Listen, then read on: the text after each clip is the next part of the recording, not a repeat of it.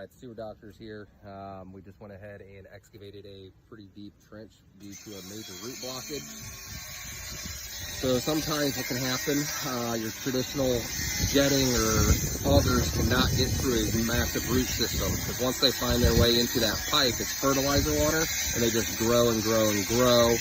Luckily for this customer, we were able to at least get it to drain just a little bit. So this next video is going to show you what we just removed from the... Alrighty, so this video is how massive a root blockage can be in a system. Your traditional machines cannot remove these, so you would have to excavate it. Look at that. OMG. That is insane.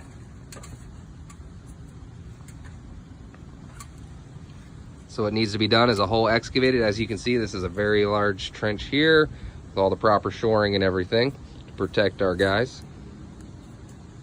Alrighty, so after the pipe has been cut, now we have a nice clean out access.